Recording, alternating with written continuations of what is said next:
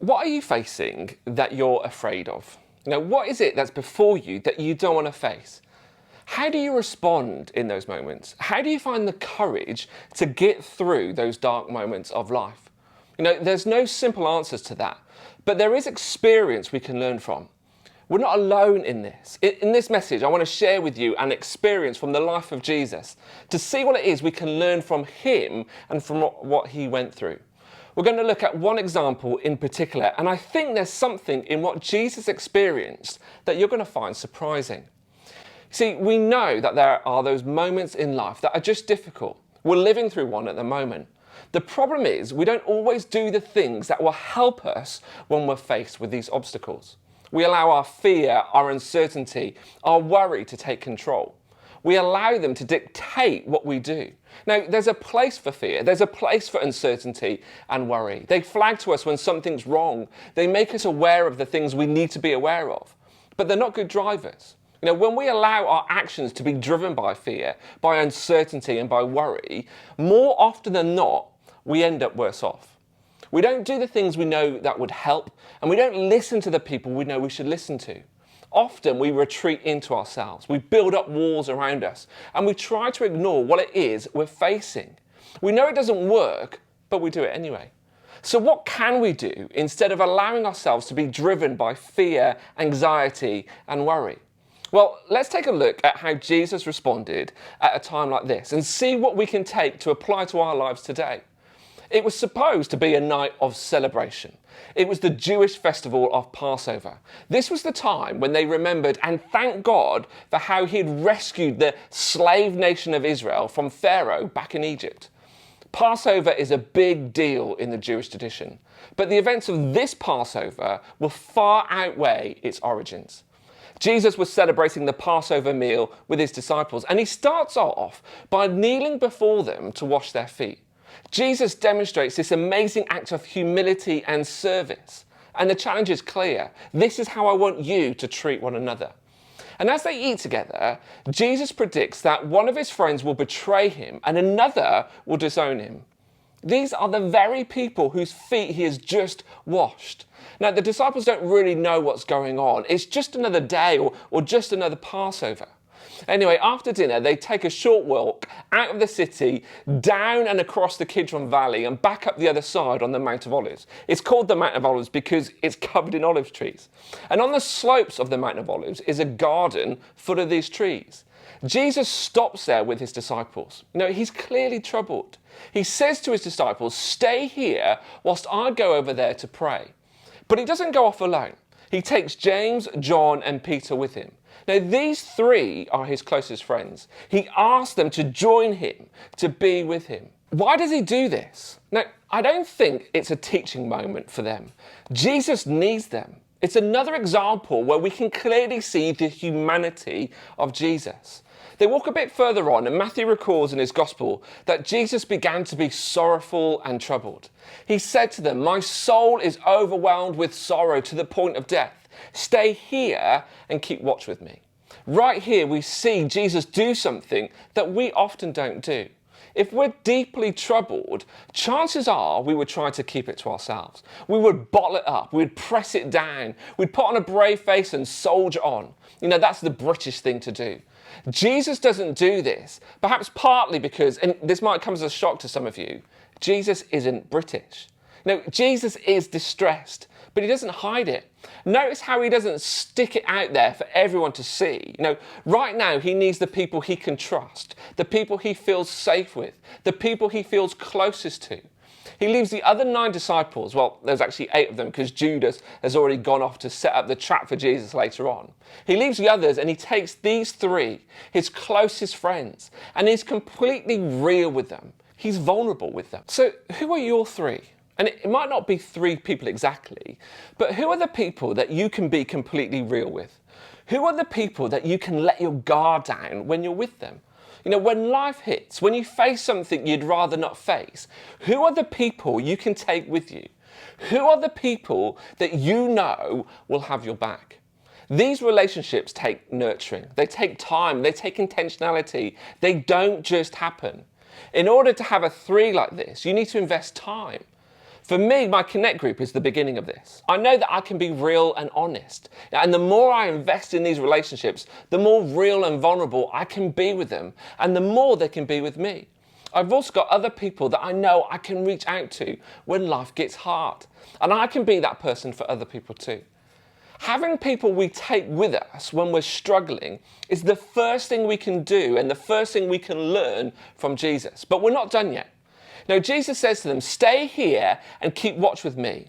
And then he goes a little farther on and he falls with his face to the ground and he prays. Now we'll have a look at his prayer in just a moment.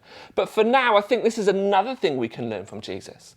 It's really important to have those people who we can trust. We need those people who can keep watch with us. But we also need to recognize what they can and can't do. They can keep watch with us. They can support us. They can encourage us and advise us and help us. But that doesn't mean they can or they should face what it is that we're facing. Jesus knows this is his to face. His friends are there to help, but they can't take this from him. So he goes further to be with his Father. The reason he's so troubled is because he knows what's about to happen to him. He knows that one of his friends is going to hand him over to the authorities, that he'll be arrested, that he'll be beaten and tortured. He knows that soon he will face pain, rejection and humiliation as he's brutally nailed to a cross and left to suffocate while the crowd abuse him. The pain and fear that Jesus faces is real. So he cries out to God, "My Father, if it's possible, may this cup be taken from me. Yet not as I will, but as you will." Now, I'm assuming this is the essence of what Jesus prayed. I'm assuming this isn't the word-for-word transcript of his actual prayer. Some time passes and he goes back to find his friends asleep. He's been gone for an hour. It's late, they've eaten, and they've drifted off to sleep. Jesus is upset by this. "Couldn't you keep watch with me for 1 hour?" he says. He leaves them and prays the same thing. And again, he comes back sometimes later and he finds them asleep again.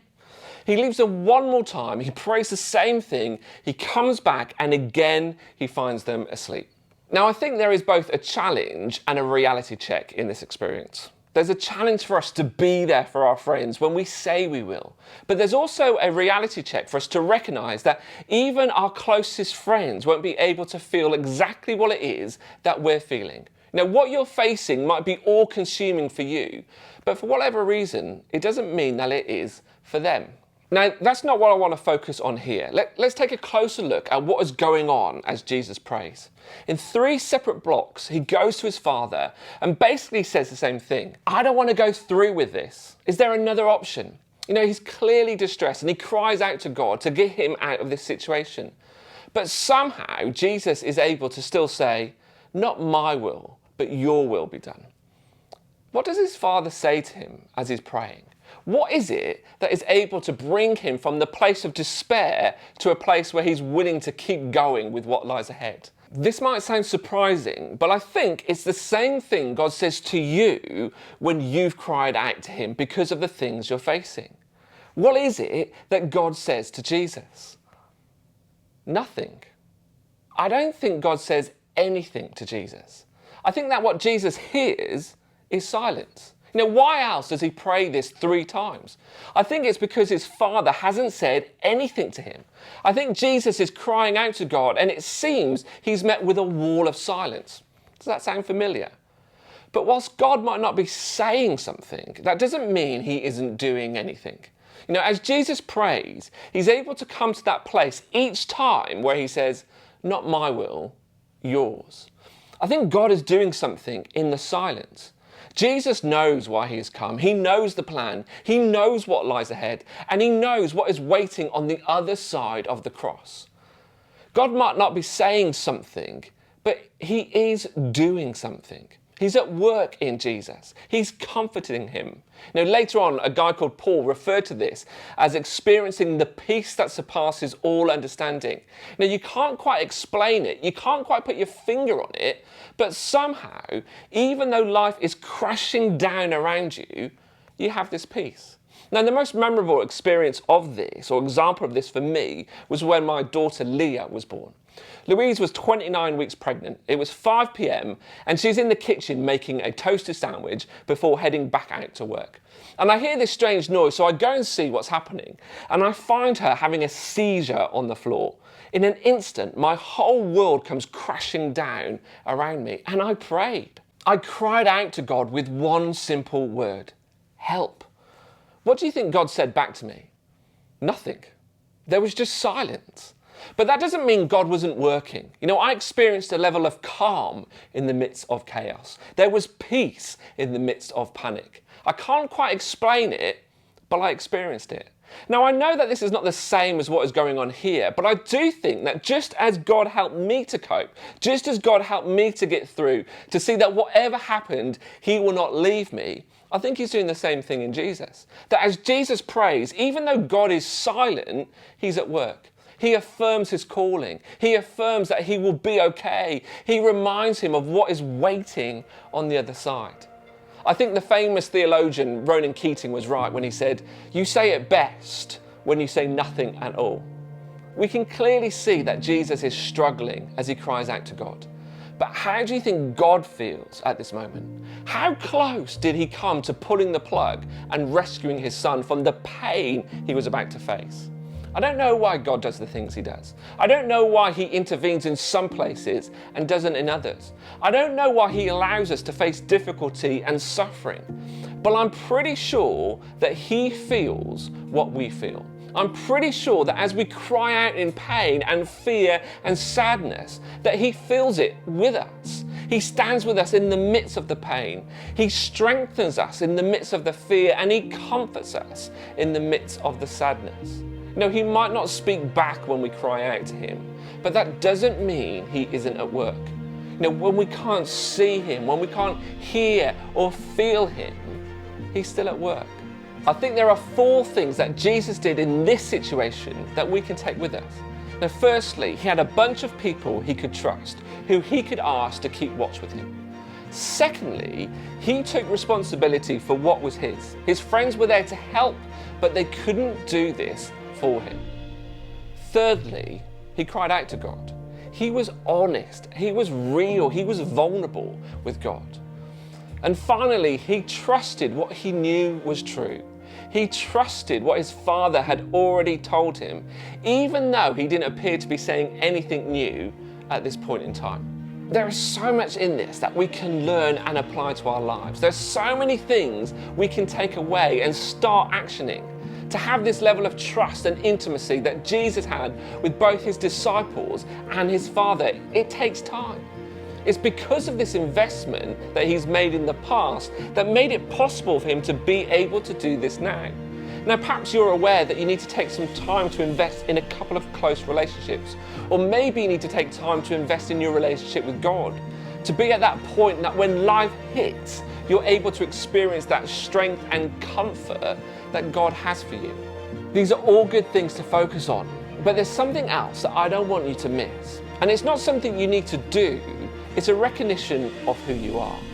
See, it's okay to have those moments where it feels like life is pressing in on you. It's okay to feel fear and worry and stress when life hits. It's not a sign of weakness. Jesus experienced this. Why should we think we should be any different? You know, cut yourself some slack. Let yourself know that it's okay to struggle when things go south. But also remember that God is with you in the midst of whatever it is you are facing. It might not look like it or even feel like it. He might not do the things you want Him to do, but that doesn't mean that He isn't with you. And it doesn't mean He isn't at work. God is with you and He grieves with you. He feels what you feel. He doesn't leave you on your own in whatever it is you're facing. He climbs into the pit with you. And in the silence, He speaks. Simply know this: God loves you. He wants what's best for you, and He's at work alongside you. It might feel like He's silent, but perhaps the silence is an opportunity for you to lean in and lean on Him, to encounter Him in a way that goes deeper than words. He is with you through whatever you face. He stands with you, and at the same time, He is waiting for you on the other side of whatever it is that you're facing, with His arms open wide.